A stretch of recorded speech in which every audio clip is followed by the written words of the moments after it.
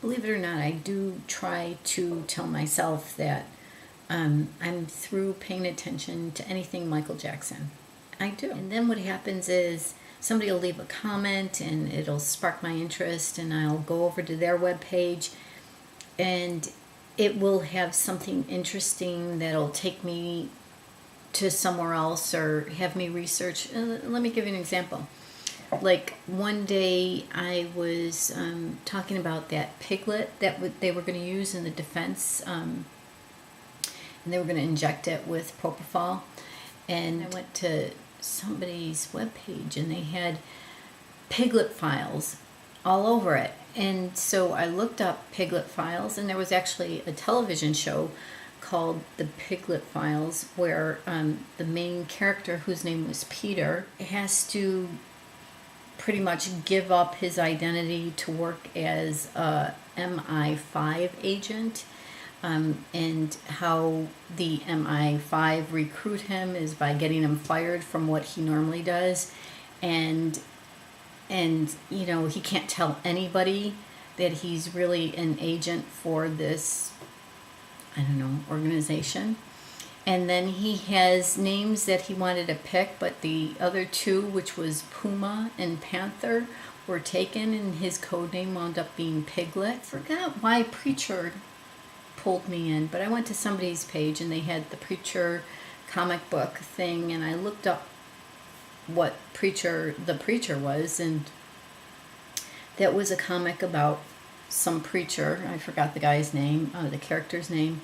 It was a series where something called Genesis takes over the preacher's body, and and he becomes more powerful or as powerful as God.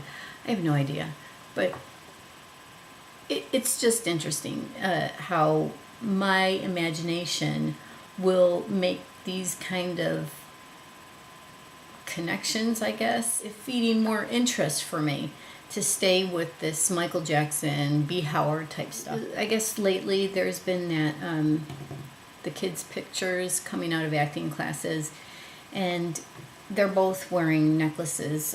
Well, two of the three of them are wearing necklaces with some picture of a flower on it, but nobody can see it up close. So who knows what kind of flower it is. But, I guess Prince has written on his arm, what they say he has written on his arm is, live life free without regrets. Freedom, exclamation point. But what I see is freedom. Life is a short, but I can't see anymore so life is a short freedom. I was driving home tonight and I heard the beginning of what sounded like Human Nature, and what it turned out to be was a Chris Brown song called She Ain't You. He's with one girl, and he's talking about wanting this other girl, but he should have never left that girl. The only thing good about the relationship he's in now is sex, and he's saying that he should dump her, but he's afraid she won't take him back. It's like, hello? But that's not the point. The point is, back in the day, I remember George Harrison getting sued for writing a song, and it just happened to have, he wrote the song My Sweet Lord, and it happened to have a similar melody to, I can't even remember what it happened to have a similar melody to. Now, this is obviously Human Nature that Chris Brown uses in this song, and yeah, maybe they were friends, but who gave him permission to use that song?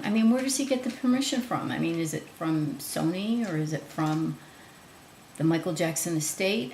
We all know on YouTube, you use a song that, belongs to Sony, you get the video pulled, or you get the music pulled out of the video. So how does he get a song on the air using a Michael Jackson song?